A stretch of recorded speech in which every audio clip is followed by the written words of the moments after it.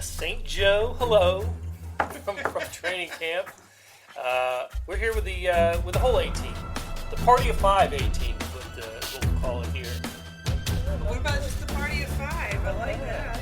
We have Vahe Gregorian, we have Lynn Worthy, Brooke Pryor.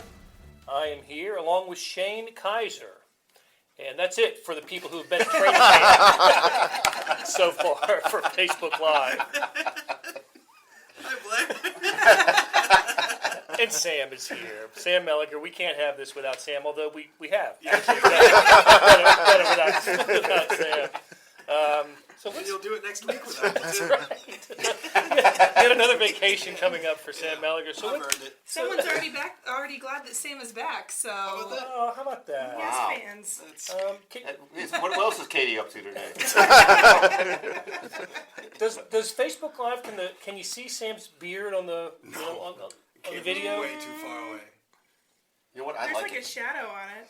I A do. little bit of I like shadow? it. I like it. Katie actually said it looks like I'm wearing a thong on my teeth. I screwed up the trimming. So That's not what you were going for? I'll be better in 2 weeks. Or in a month when he does Facebook Live again.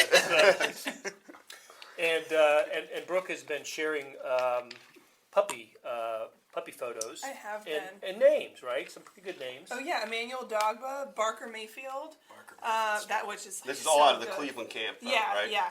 Can There we are no figure out- dogs here. I Yeah. have not asked, but I want to. Well, here's the thing. I think you're kind of an established veteran by now. It seems like it's time to start asking. I think you hit the Chiefs with this I have great interview idea. requests. I also would like to request to have a dog or multiple dogs, potentially ones up for adoption, to come to camp and then go home with me.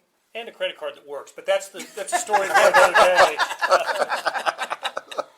Let's talk some Chiefs. And this will be the last Facebook Live before the Chiefs play, right? Their game is a week from today. A week from today. So I think 4 more practices after today's, and 4 more. So again, we'll do Facebook Live after the game. Facebook Live After Dark makes its 2018 debut. Those are rough. Those are rough. Well, the 2018 season. Dave. Season.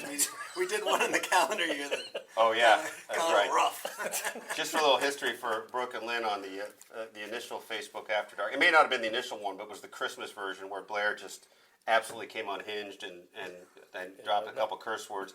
At the end, Not a proud At the moment. end, I think Sam doubled down on his curse words while Blair was apologizing. That tells you all you want to know. And that's when it became. We don't have like a After live Dark. mute button Yeah. that we can use. All right, so I think the highlight of Chiefs practice today was Andy Reid throwing Alex Smith under the bus. I think we all agree. That's amazing. It's not what happened, but it was an interesting comment, wasn't it? Yeah, Yeah. it was really interesting. And in the moment, I think the way Brooke put it on Twitter was that she raised one eyebrow, maybe two, and you did kind of find it funny. The term Andy used was that if you're not taking chances, if you're not testing the offense, you're not showing the intestinal fortitude that you want to see, and you're just going to be one of those guys who checks down all the time. Yeah, I've got the quote right here. It was, "I want him to test the offense. If you don't have the intestinal fortitude, he'll end up being one of those quarterbacks that checks it down all the time." Can't have one of those. Now that by itself would lead you to think that he's got someone specific in mind here, right? I would assume he does. Yes, a quarterback who went by certain nicknames, check down Charlie. Captain check down. Captain check down. Checkpoint Charlie. Well, but what are we to make of this? We know Andy admired Alex, right? Absolutely. And it was interesting, though. I don't know if it was Sam's question. We were trying to figure that out at the end, though, kind of asking about how Alex was when he first came here. But Andy's answer on that was a little unusual and different than what we'd heard before, too, I thought. Yeah, my memory of it was he said, I'm not going to, paraphrasing, he said he didn't come here with that sort of in his background, that they had to coach him into it.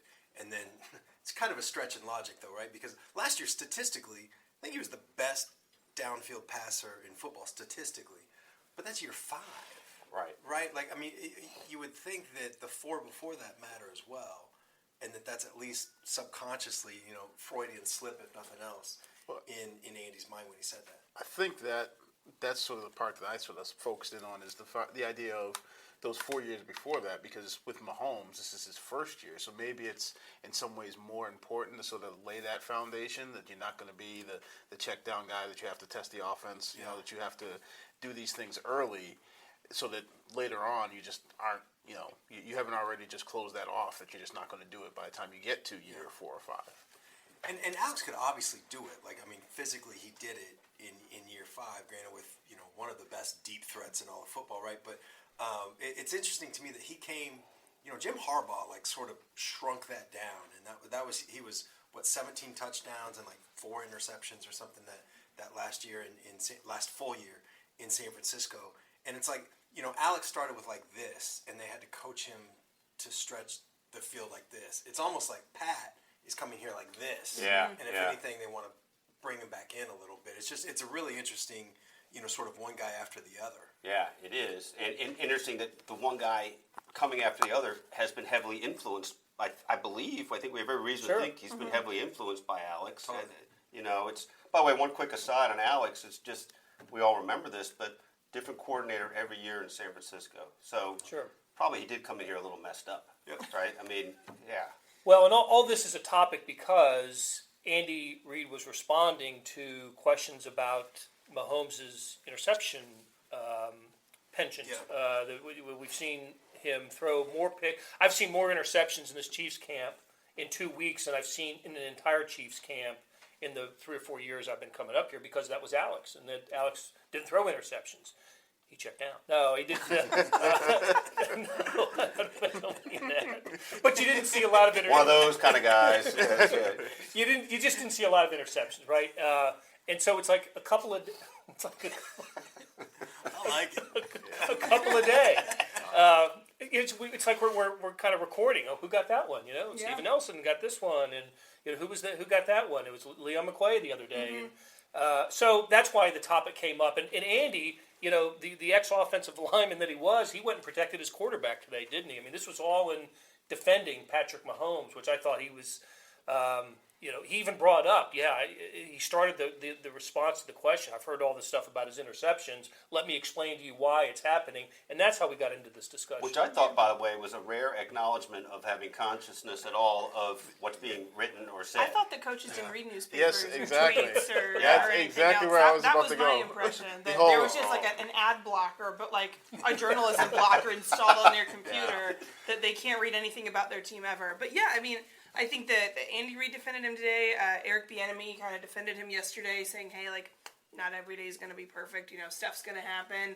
I screw up. He screws up. He fixes me when I mess up, and I fix him when he messes up. But, I mean, I don't know. I think because I haven't seen the other Chiefs camps, and I didn't see Alex Smith being perfect all the time or checking down all the time, I'm not surprised to see all these interceptions. I mean, he's really young. He is trying to stretch the field out, and like Andy Reid said, they're throwing everything at him in the offense, so it sounds like they kind of expect this to happen. Well, you haven't been to previous Chiefs camp, but you've been to all the practices here, unlike other people in the room. And so you're up.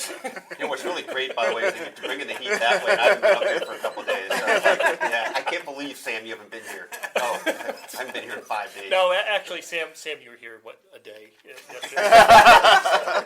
So, but have we seen anything in these scrimmages and the 7-on-7s and in the pads over the last week that would kind of is it a concern? One of the things that Andy emphasized was he's making mistakes, but he doesn't make the same mistake twice. I've kind of seen him make short throw interceptions right over the middle. I'm not, we're as far away from it as you can be at training camp, and we don't have access to the meetings or anything. But should this be a concern? I mean, are there too many? One quick thing I'll just say is I do believe Andy from the get-go did say this on day one of camp. Like we want him to push the envelope. I can't remember those weren't his exact words, but yeah, we want that. We want them pushing it, and I get it. That makes sense to me. It doesn't alarm me. I mean, I think if you're not testing it, then you can't pare it down. Right, and we've seen just as often him. We didn't see it today, I don't think, but going long, throwing the deep ball and having Tyreek Hill run under it or Sammy Watkins, and it's a beautiful deep ball that he throws, and we'll see. Well, today was also a lot of red zone stuff too. It so was. That's probably part of the reason. I mean, like it seemed like 75% of the team stuff was red zone, so he wasn't really able to air it out that much. Was Sorensen's interception on Mahomes? It was. today? It was. And that and was in the red zone. It was in the red zone, and that one aside, although I didn't see that play unfold, so I don't know where what Mahomes was looking at, but he took some grief for forcing that pick, the one that Leo McQuay had the previous day, and then then Patrick Mahomes explained to us later, he didn't want to tuck it and run, even though he had an alley that a truck could drive through, because he was going to catch grief from the defensive guys. And what did Alan Bailey say about that today? He mentioned something. It was. I couldn't quite pick up what he said because he was doing something that I really liked. I appreciated what he was doing, but I couldn't hear him. He was turning his whole body to that side to talk to people, and that set off a tone of everybody turning their whole bodies away from the microphone. So half the media was hearing Shane it. can tell us all about that. Wasn't there a straggler that he was answering a question to about the sweat? Yes, there was someone who came late to that. So anyway, but it was a response to you, but you did hear it since you were over there. It was my question, guys. I doing work, asking questions, making my presence felt. No, I just asked if he was one of the trash talkers, right? Yeah. And that's right. and he said it was kind of an emphatic yes, and I was curious what he said. Oh, yeah. He wouldn't say. He said it was too much language. I replied, "We're all adults here. Let's let it." Maybe perhaps because it wasn't Podium After Dark. Hopefully, we'll get some of those. I feel like Alan Bailey could cut you pretty good verbally. You know what I mean? Yeah. I feel like Also he's physically, one of the guys. Yes. But I actually thought the highlight quote of the day was "We're all adults here." There were some good things being said, including Andy's response to Lynn on Terrell Owens and some of the other stuff we're talking about. But there was some good stuff. But that'd be my camp quote of the day. I did not expect Andy Reid to say T.O. is one of the most coachable guys I've ever had. Yeah, that was something. And he said it with a straight face. That's what I was going to say. You tweeted it out. He said it with a straight face. Yeah. Like of all the ways that you could describe TL, like that's not where my mind jumps to. Yeah. Not for Was there second, you think third, a little fourth, or overcompensation there on his part? Yeah. So he's going to the Hall of Fame, which is why it came up today. But I remember I watched Lynn posted the video, and I watched it, and just I'm in the background as soon as tweet. Actually, working hard for you guys. It's been really kind of fun. The angle of pursuit of Lynn's videos has had Sam in the background the last couple of days. And there was a 30-second one you put up the other day. I texted Sam about this. It was pretty funny. There's 6 seconds left, and Sam just just walks away.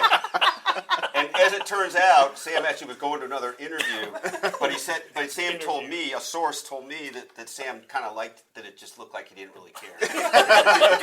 I'm out. So pulled yeah, the Tom Brady right walk here. off. Yeah. I'm out. Oh yeah. Very doubtful I missed anything.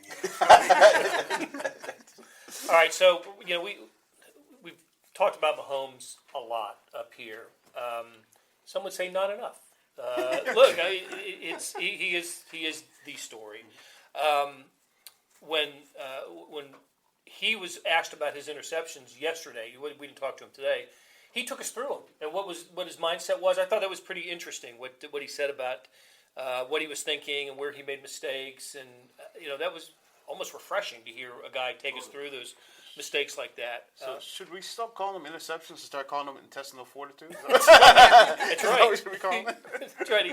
I think he Still starts with twice INT today. though. Well, listen. Here's an interesting thing, and you guys may have some sense of that I don't, from not having seen much really. I mean, how many of those interceptions that you've seen do you feel like were him really, taking a high risk play, and how many were just why'd you throw that? I mean, did you, or is it too hard to tell without really being able to break it down?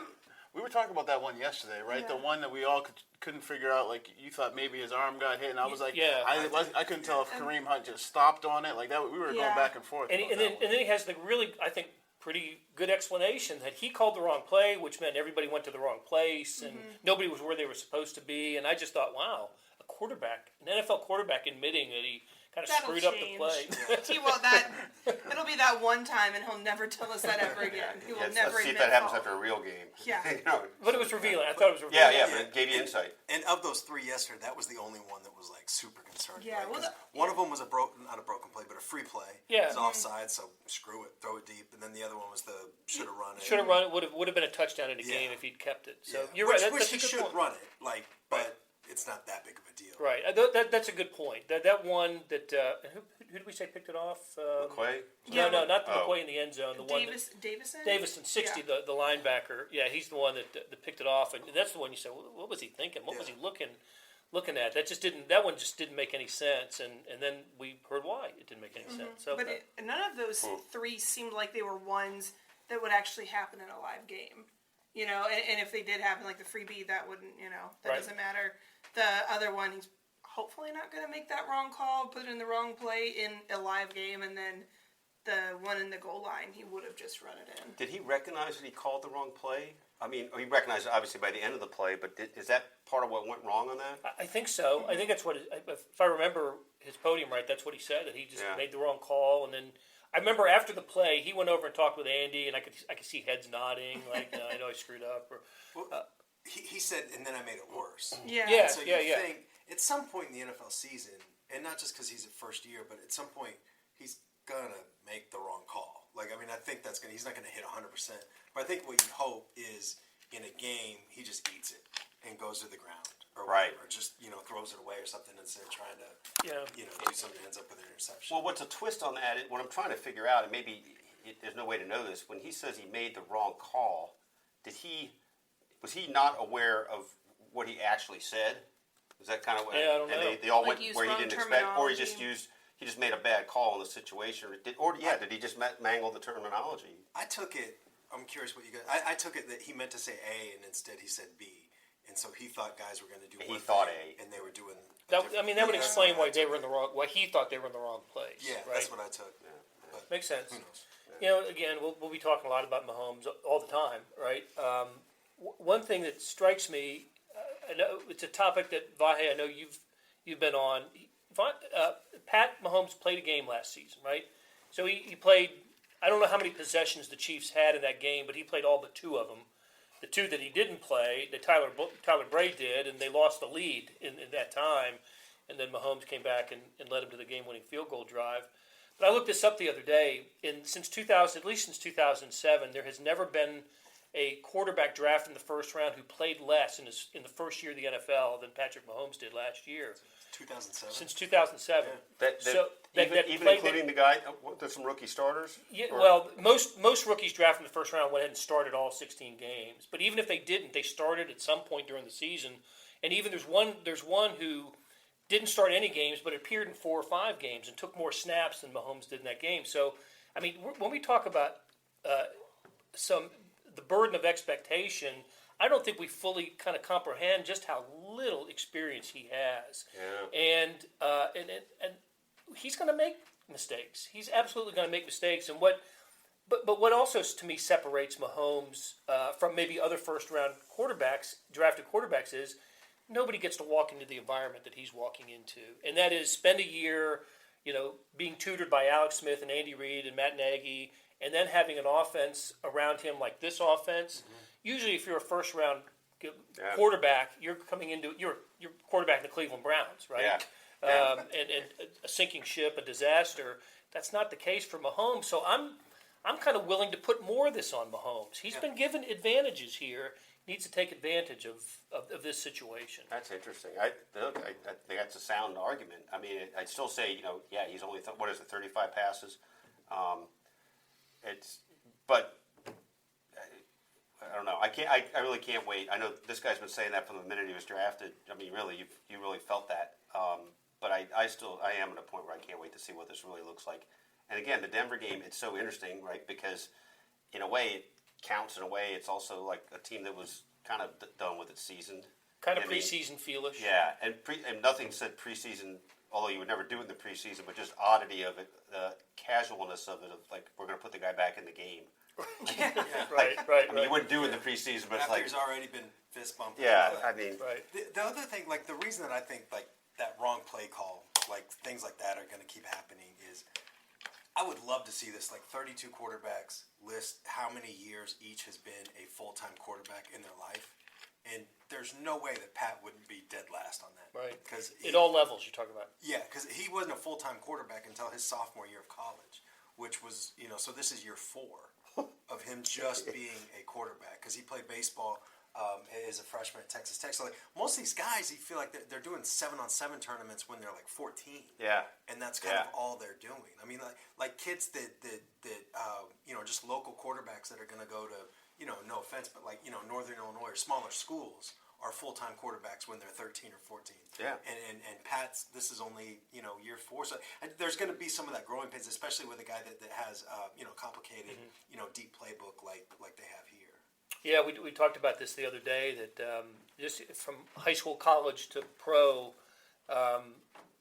50 starts maybe, something like that, somewhere in that neighborhood, 50 to 60 starts. Yeah, it was like midway through his junior year that he won his quarterback competition. Yeah, that's kind of amazing when you think about it. I mean, for him to have that few starts at that position, and now, the next time he starts in a regular season game, he's the face of the franchise, and No pressure. yeah, no pressure. Get it, go ahead and get it done, and win playoff games at home and on the road, and Super Bowl while you're at it. Yeah, no First pressure. year, Yeah. MVP. Get it done. Just get it done. All right, so there are other issues with the Chiefs Are there? besides I Patrick. thought there was only a quarterback. And No, that's some it. dudes. Thank you for That's watching. And I'm wondering if there's anything. I'll start with this, and then ask you guys if there's any kind of one area or one position that you think you're still kind of going, did they get that fixed or get that right? And I'm still going with the outside linebacker position opposite Justin Houston.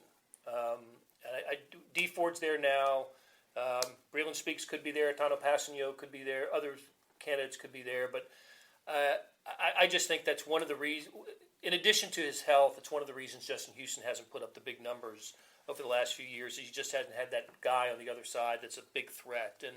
And until I see that resolved, I still think that the defense is going to have some issues. As Bob Sutton likes to say, disturbing the passer. Not getting pressure on the quarterback, but disturbing the passer. So maybe these guys should have a "Do Not Disturb" sign on their uniform. And the Chiefs say, "Okay, good." So that would be the one I look at as a position or a little maybe an area that they've got to get better at this year. Anybody else? I'm going to go with the inside linebacker spot, a spot that, should be settled, and I think is Reggie Ragland's, but, I mean, when you look at the fact that he hasn't practiced yet, and he's just been on the sideline, and then his backup, Ukemi Oligwe, he was back out there today, but he missed a couple days earlier. They had to sign another guy, Otha Peters, to kind of bring some depth there. They've had Ben Neiman in there, so you just have to wonder, how long is this Ragland knee injury thing going to last? Supposedly puffed up on a flight. It's been a week now. Is it still puffy? I mean, how big is his knee? What's going on there? I think that's a spot, long term, I think will probably be fine, but through training camp, I'm interested to see how that kind of shakes out. Anybody else? I would only lean back to what you're saying. I do think they've got good possibilities there, and sort of I think you made that point too in your column the other day about the case for the defense. Like there's reason to think those guys, one of those guys, two of those guys could do that, but we haven't seen it yet. And D Ford is still kind of an enigmatic guy. I mean, I really don't know what I think of him. I mean, I really don't know. He's had a couple good games. Yeah, He's had some good games. And that's it. Like I just still, the thing about him I go back to is even when he's healthy and even when he's getting to the quarterback, he's a liability against the run. So that doesn't even, change. Yeah, right? even when if he's 100%, you run to his side, and you might have a good chance of getting 5 or 6 yards. That's a problem. I'd echo what you said, like defensive line, and also like this sounds weird because Travis Kelce is a superstar. Weird in year 6 that Andy Reid, that guy, and what he likes to do, that the backup tight end is Demetrius Harris. Like they got no depth there. It's been fun. It's been fun to Brooke and Lynn are with the Chiefs for the first time, and I can remember the first time one of you guys asked, "Well, who dropped that ball?" Yeah, And that was like day one. everybody in the press tent just kind of giggled. I think I tweeted it, and I got so like that was. I think I've gotten the most engagement on that tweet. Like Demetrius Harris drops Pat Mahomes' pass, and everyone's like, "Oh, of course, knew it." Like, welcome to the club. But it was just- Training camp officially began. yeah, exactly. I mean, jeez. It's a good point, though, isn't it? You're right. For a guy that loves the tight end as much as Andy Reid does, it's I think he only has like 35 career catches too in 4 years. Think about when they start the season in LA, not in San Diego, but in LA, they're gonna have one tight end. They're gonna travel with one tight end. That's it. That's pretty close to Tijuana too. Maybe have none. They might travel with one. They may not come back with one. It's just the first 2 series. Is the thought to be that the mysterious 2 series really were connected to the Tijuana trip? It can't be a total coincidence. That's all I'm saying. Oh, my image from that game was him doing push-ups on the sidelines in the first quarter to get his blood pumping. See, he's always been Travis He's Kelce. always been ready for the full game when they played like at Buffalo, Cleveland. He's fine. Oh man! He had just done his reality dating show. Right? Yeah. Oh, man. All right. So while Brooke's going to look, We have she's lots of monitoring the questions. questions. I was going to say, to go back, talk about that outside linebacker play and against the run. And it's camp, so don't read too much into things. But I've noticed during some of those inside run periods that you have seen Speaks and Passanio out there with what you would consider the ones. And I mean, sometimes it's because maybe they're doing pass rush stuff with the other guys. But there's times when it's just, the offensive line, defensive line are off doing their own thing. And when they do inside run, it's Speaks and Passanio who are the ones who are getting reps out there with the first group. And it's seen a couple different days. Interesting. Well, before we get into the questions, how about giving us a Breland Bouchard? Bouchard Breland. Bouchard Breland. All the Brelands going on here. I'd never heard that name until 2 or 3 weeks ago, or until the draft, and now Right. I've got Brelands in my Breland's life. everywhere. Yep. What's the latest? Bashad Breeland has, as far as we know, unless it's happened while we've been doing this Facebook Live, is not signed anywhere. He's kind of taken all his visits like he's in high school being recruited. He's, he was on the field here taking selfies with Brett Veach. He was, leaning on Bob Sutton, like propping him, which, if you are that comfortable, by all means go for it, but it felt kind of like, I don't know, earlier I said it felt like a mating ritual almost, like they're like peacocking for each other. It was weird. Maybe this does need to be after dark. But yeah. We went from, what was that on the face? to mating rituals? Yeah. But no, Okay. it Come full circle now. it was just weird the way that he was out here and was so visible. He's taken visits to a bunch of other places. At one point, I think he said he was going to make up his mind on Saturday, as in last Saturday. Now we're closer to next Saturday and still don't have anything. I would personally be surprised if he signs here. It kind of feels like out of sight, out of mind, and I think that the Chiefs feel good about their options that they have now. I mean, Emerson's been playing well. Fuller obviously has been playing well. And Steven Nelson's had a couple picks. So I think it would be nice if they had him. I don't think they would be upset if they added him, but I also don't feel like they think that he's a must-have, make or break. We need him right now or else our secondary is trash. I think that it's not a dire situation. What do we think about how much money they've got to throw around? Well, yeah, and that's the other thing I was going to say is the price would have to be right for them. It's not one of those guys that they're going to just go all out and throw caution to the wind and say, we need him, we're going to do whatever it takes to get him. I don't believe that's the situation with him. They would have to be structured in a way where they sort of can minimize risk and also where it's just it's going to be incentive based for them to be able to bring him here. It's not just whatever you want, we're going to have. And I think somebody even tweeted at me, it was either last night or this morning, about they heard that the Chiefs said, go get some offers and we'll match it. I don't believe that at all. From things that I've heard, I'm like, no, that's not my understanding of the way they're approaching this at all. I don't think the Chiefs have the kind. They do not have the kind of money that that the Panthers were going to offer them with the $24 million deal. Yeah. So it would have to come way down. And I agree with Brooke. I think if these two really wanted each other, it would have happened by now. And the fact that it hasn't happened by now suggests that I don't think Kansas City's going to be the landing spot. And it was such a firestorm of a story that weekend that he was here. Well, nothing else was happening. It was just the rookies and the quarterbacks at that point. Yeah. And so he's out there, and he's very easily identifiable in a black T-shirt, chains, and I think beige track pants, which that's a look. And he was wearing socks and slides. Strolled right past all the media, waiting for veterans to report. Also, the look with the fake phone call. Oh my gosh! Love that. It That was great. As he's walking in, and it literally, I think you were watching. As soon as he got in through the glass door, he just put the phone down. Put it down. If he was saying goodbye to someone, he hung up very rudely. He just was done with the conversation. Click, pocket the phone. But that's the photo that ended up being. That's the one that's kind of circulating on social media too. It's him on the phone walking into the dorm. It doesn't identify where he is, but that's where he is and what he's doing. Maybe he's checking his voicemail. We don't know. Yeah. You know what? He could have been. Checking Absolutely. his voicemail. Let's go with that. Let's give the guy the benefit of the doubt. Absolutely. I don't know him. I don't know if he deserves that, but The thing I always want is when somebody does that, for the phone to ring right then. oh, my call dropped. I guess it's reconnecting. That's what I really want. Thanks. All right. So what does anybody want to know? Let's go back to this. Well, let's stay at the secondary. Any chance Armani Watts is the starting free safety, or what is our opinion on him as an effective and productive player this year? Of course, he was hurt, had the injury at the beginning of camp, so he got a late start. But I've seen some good things from Armani Watts. He's a hard hitter. He's rung a couple of bells since he's been back out there. I don't see him as a starter. I like what I heard. What did Randy Reed say today? We were asking about Sorensen and Barry. He goes, yeah, one may be a free safety, one a strong safety, but they're all safeties anymore. You don't distinguish, right?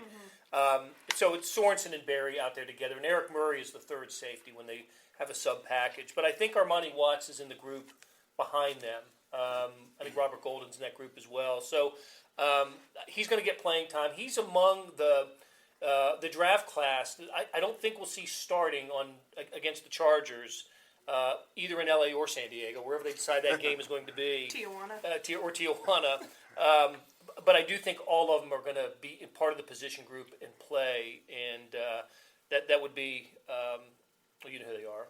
Breland Speaks, Derek Nandi, was he back today? He was not. He was in the trainer's tent. In the tent, okay. And Dorian O'Daniel, who I saw get some first-team reps in a sub-package late today. Maybe that was an injury thing. Armani Watts and Tremont Smith, the cornerback, who did meet the media today, and claimed, was he faster than Tyreek Hill? No. He was very quick to say no. Tyreek's definitely the fastest. If he's a cheetah, I'm a lion. But then at the end of his interview, he said, but I want to be a cheetah. So okay. I don't know if we need to have a conversation about what animal he really wants to be, if we need to take like a personality test, like what's his favorite color, I don't know. Yeah, I think we need all of that. I think we need to do well, he's a rookie. We need to know the ins and outs of Tremont Smith. By the way, are Lions fast? I mean, they're not slow. I'm curious. Yeah. They're not? They like... I just picture them just so. kind of waiting for something to come to them. Can someone help us out with that? I think they have to pounce, and they have some good. I would think of a lion more of a lineman. Lineman. So anybody familiar with the cat family? But Tremont Smith did say lions are more dangerous than cheetahs. He did. He did. I think that's... Did he do extensive study on that? I'm just. Are we just taking him at his word? Because I don't think I want to mess with either one. I think it works. Yeah. Didn't think of that. Maybe that's what he meant when he said he's more of a lion. He was going based on looks. I don't know. Also, the first guy, is he the first interview? Oh, I guess Colquitt was wearing the bucket hat, right? Yeah. Yeah. He had the signed bucket hat from the fans from London. Yeah, that's right. But what he did do today was follow Alan Bailey's lead and turn directly around to the person who was asking the question. had a great interview spot. Yeah. Well, we get shorted on everything else, so. So I was standing next to a Chiefs employee, Hannah, and I turned to her and I said, I bet this is great. It was really good stuff. He was great. And he said he ran, like the first time he ran a 40, like no technique, no anything. He ran a 4.4. And then they coached him up, and I think he ran like a 4.3. Yeah, they wanted him to Go get down fast. the combine, yeah. That's right. Now turn on the speed. Yeah. See what you got. Did he say when that 4.4 was? It was around Pro Day when he was working out in Baton Rouge. So even that recently, Yeah. he felt like he didn't have technique. Yeah, he said, he was like, yeah, I didn't know that I was fast until I was preparing for Pro Day. Like, dude, you've been a college corner and you didn't know that you were fast? Right. So I think he has been one of the better stories of training camp in terms of just guys you might not have expected to come in and make an impression, and he certainly has. I wrote about some of these guys earlier in the week. Besides him, the linebacker Ben Neiman from the free agent from Iowa was getting a lot of looks and on special teams. Anybody else like that you guys have seen that you think, wow, not too bad? I think Byron Pringle, to me, has been really impressive. Is a guy that, undrafted, local guy, went to play at K-State. I've said before that, you see him you see some crazy play happen on the field, and then you look to check the number to see who it was. It feels like more often than not, it's Byron Pringle is involved in that somehow. So I think he's playing his way on to, if not a roster spot, maybe a practice squad spot, but I think he's at a really good camp. I noticed that second team, we all know the starting wide receivers are Watkins, Hill, and Conley when they run that three wide receivers. The second group today, DeAnthony Thomas, Demarcus Robinson, and Gary Dieter, which for the first time I think I saw him with the twos, and Jehu, that's right. I've talked to Brad G about this a couple of times. It's J.U. Chesson, who draft pick from 2017, running with the third team today. So I think they're doing a lot of that, but kind of mixing different packages. But it'll be interesting to see on next Thursday when they play their preseason opener with how the depth chart spills out. And I don't know if this matters really in the long run, but I guess Dieter and Mahomes really got connected last year. I mean, they seem to be buds. Mm-hmm. Yeah, but chemistry-wise on the field too, and I don't know if that'll surface in anything. They may not even run together in that first opener. In fact, I doubt there's any reason they would. Right. And I think it was Robinson that Andy was talking about today, right? How he said the thing that stood out about him is he could play all three spots. Yeah, And Robinson was the one I think today who had that big catch. And the one-handed catch. The highlight of the day was probably the one-handed catch with sort of in between defenders. It was probably about 20 yards downfield from Mahomes that he made that holding the one-handed catch. Probably. He also has the distinction of being the last Chiefs player to score a touchdown, right? He scored the touchdown right before halftime in the playoff game last year. How about that? That's and we know that was the last scorer the Chiefs had.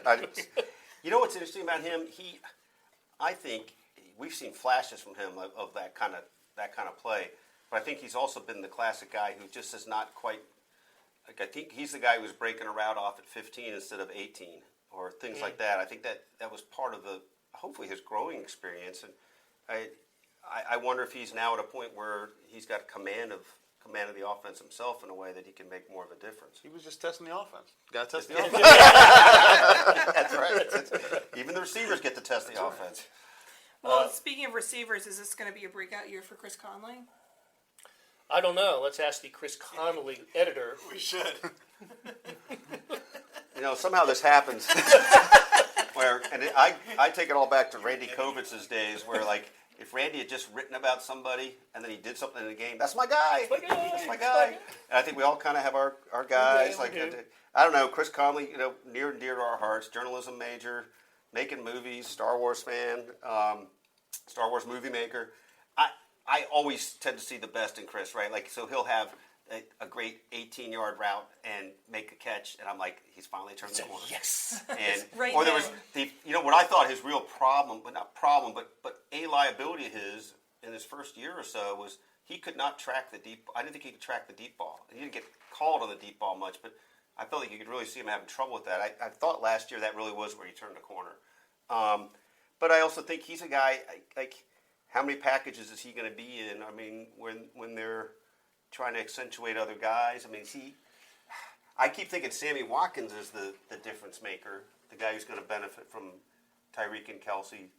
But there's room for more, and maybe he's that odd guy kind of that spackles in everything else. Well, I'm not suggesting this is one of the NFL's top receiving groups. Yeah. Please don't get me wrong, but it's miles better than what it was like in the first few Andy years, right? Yeah. I mean, that was... They have actual speed. They Yeah. have none of it. Remember the one year they had no wide receiver touchdown catches one Yeah. season. I mean, that is unbelievable in the National Football League. Crazy, right? Yeah. And that maybe, I mean, I don't know if that's. I'm an Alex Smith guy too, right? But I do think Alex didn't exactly have prime stuff to work with for a couple years Right. either. Right. So, okay. What else, Brooke? Anything? How does Derek Nottie look? Hurt. Yeah, maybe that was not a well-timed question. No, but When he was healthy, he looked fine, and then he also, looked fine as he drove away in the cart shotgun. So elbow, right? Elbow, yeah. Elbow. So we elbows. Yeah, as we were joking, much better to be carted off in the front seat of the cart than in the back of the cart when you're. When you often have your face covered with a towel or something, and we've seen too many of those injuries here. Yeah. But again, I think he's another one of those guys that's going to be when they go to their goal line defense. He's on there along with Xavier Williams and then Jones and Bailey. Jones and Bailey are your two defensive tackles. When they're in the base defense with three defensive tackles, ends and tackles. Nottie's behind Xavier Williams, but I just think they're going to alternate. They'll rotate. He's part of the plan here. They like him. They do like him. Man, he's wide. Man, from where we sit, we got an end zone seat, and you can just see 91 is wider than anybody on that field. All right, how about how's Spencer Ware's health? Is he going to be ready week 1? I don't know. He's not in contact. He's out there. But he's not taking contact right now with that knee. PCLs, those are, I know it's been a year, and I know he feels good, and we've talked to him, but I'm not 100% convinced. I'm not just either. not. And I think you've seen it here, that he's, when they're in contact, Damian Williams is yeah, the number 2 yeah, back. I think that's the guy that we're more likely to see week 1 along with Kareem Hunt, just because, I think that they know that how severe this injury was, that the majority of guys don't come back from this kind of injury. I don't think they're going to rush him. I think obviously they would like to have him week 1, but if he's saying, I don't feel 100%, if there's any kind of concern, I think that they would err on the side of caution and hold him back. I mean, I think that's also why they, tried to convert some of his salary, make sure that, he's going to get paid whether or not he plays. And I think that they just want to be cautious for the long term. Yeah, we'll see. We'll see if he plays next Thursday at Arrowhead. So I don't think we're going to see him. I don't think so either, to be honest with you. I mean, I think it would be more important to have him week 1. If you could have him in a game in the preseason versus week 1. Yep. Preseason doesn't mean anything. Sure. Why risk, something else happening? Speaking of running backs, is Kareem Hunt facing any suspension time? And that, we don't know the answer to that either. We do not. We have not talked to Kareem Hunt since training camp has started. He had that hamstring for ever since July, since the first part of camp, and so we haven't talked to Kareem Hunt. Hoping to do that in the next day or so. I wouldn't be surprised though. The Andy Reid surprise suspension. We kidded about Travis Kelce in that Chargers game a couple years ago. None of us knew that wasn't announced and all this, and never clarified. Never explained or clarified after the game. Wasn't ready to play or whatever it was. But it was obvious. It's a 1-quarter suspension, as I recall, right? 1 quarter. It was either 1 quarter or 1 series. One series in the quarter. Yeah. That's right. Which, by the way, was what made it so unusual last year. And I think the first and only time we've had this happen, when they went out of their way to announce that they were suspending Marcus Peters. Right after the. That hasn't been the way, right? Usually it's like we'll handle that inside. It's an internal situation. We got that. Ted will give it to you. Reach will have it for you. How about haven't heard much about converted defensive lineman Khalil McKenzie. Is he going to be on the practice squad? I don't know. He's not. He's an offensive lineman now. They've turned him Converted from D-line converted from D-line to O-line. He was their final draft pick in the 6th round this year, and the son of the Raiders general manager. So I haven't noticed him. And today the offensive line was kind of in shambles with injuries to not serious injuries, but Eric Fisher and Cameron Irving had to leave practice, so they're doing a lot of mixing and matching. And I didn't notice McKenzie. That's a good question. We should pay closer attention to what McKenzie's doing here in camp. Well, if I recall correctly, he did stand out the other day when he was singing "Happy Birthday" to his mom Yes. at the end of a practice. Oh, I didn't see that. He's just yelling it out. His mom was up there by the family tent. How about that? So, So a I wouldn't standout choose player. to spend my birthday at training camp, but good for her. Yeah, I good hope for she her. got a cake after that. I hope so. I hope it wasn't just that, but it was kind of cute actually was the way he really did cute. it. Yeah, I mean he's really yelling it out in front of fans and everybody. So seems like a good guy. Yeah. Speaking of Eric Fisher, did his injury seem concerning or just a precaution taking him out on the cart with it being training camp? Yeah, I think Andy called both of those injuries tweaked Tweaks. a little bit. Yeah, Yeah, they get he said tweaked. I have Fisher also was a been shoulder right. and Irving a knee, and tomorrow's an off day already too. So I don't know if it was one of those things where like just They pull just them got a head out, start on the off day. basically, and just let them get some treatment and see where they're at come Saturday, sort of thing. I'm not sure, but That makes me think of an interesting question though. I think, and I really can't answer this. How often do we think Andy's initial evaluation or sense of how he frames something is fairly accurate, like not really misleading us? well. I don't know. The first thing that comes to mind is the Reggie Ragland. I'm not worried about it. Knee just Wow. puffed up a little bit, and That's true. and he has yet to take the field. I would yet. have thought you'd see him a day or two later after Yeah. Yeah, that. well, I mean, the way Yeah. that he phrased it kind of made you think that he was downplaying it, but it was more serious than it actually was when he was like, we don't really have a determined amount of time. Could be a couple days, could be a week. And I think Yeah. when a coach can't give you that timeline and then says it could be, a week, that, hey, it may look, kind of non-threatening on the surface, but there could be some deeper issues down the road. Only time I can remember him immediately before the trainers said anything, saying an injury was serious, was Eric Berry last year with the Achilles. If I remember right after the game, Yeah. it's yeah, he's going to be done. Yeah, well, but That's the only time I can remember. Do you think he's misleading or just trying to estimate? I don't know if it's misleading. I think he's just cautious by nature. I actually think yeah, the Chiefs do a pretty good job Yeah. with this. But the fact that they bring Rick Rick Burkhalter out to explain injuries, which is more than a lot of teams do. Yeah. I think the Chiefs are on the up and up with this stuff. And I don't. When Andy says tweak, I really do believe that he didn't say that Reggie Ragland tweaked his knee. We didn't hear that from the Yeah. Ragland injury. Yeah. With Fish especially, they should be cautious. I mean, they should be cautious with everybody at this point, right? But he's had some stuff, and and some shoulder stuff too, right? Like, Yeah. they should be cautious with that guy. Yep. For sure. All right, over under 9.5 sacks for Chris Jones this year. I think under. He had 6.5 last year. He said he was going to lead Yeah, I the was league gonna in Say, sacks. would 9.5 I lead the I'll take league? the under on that. I think under I'll that. take the field. Tell you what, he's a Pro Bowler if he gets 9.5 sacks from his position. So How many guys get that many from that position? not so many. I mean, Not many. right? I think he can be a Pro Bowler and be under 9.5. I mean, Right. he's really poised to have he's been terrific in bursts, but it's been spurts, and there's been like some bouts of inconsistency with him.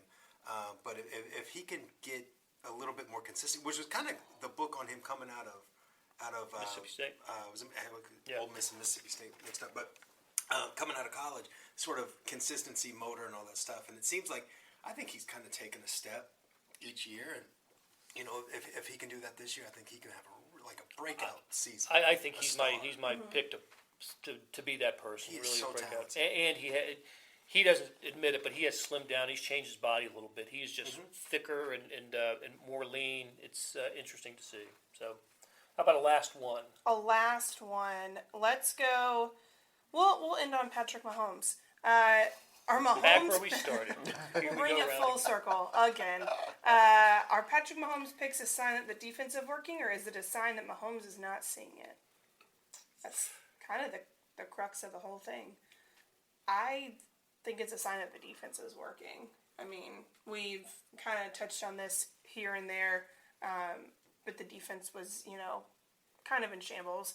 And I think that you wanted to see signs of a rebuild, signs of, guys picking it up, new guys fitting in the systems better, and I think that when you see Amerson having picks, at Nelson having picks, Breland Speaks having one early, it seems like they've kind of ramped up their intensity.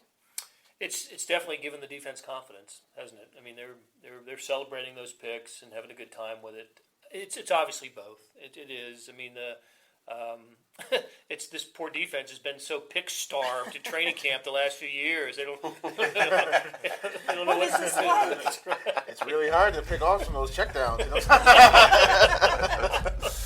Kind of pick starved in the regular season. Yes, and last year it was. So, all right, look, if you stayed with us this long, I don't know what's wrong with you, but I appreciate you hanging in with us. Nothing else to do on a Thursday afternoon. That's right, and we will chat with you again after the Chiefs take on it's Houston, right? Houston Texans at Arrowhead Stadium a week from tonight. Thank you very much, and see ya.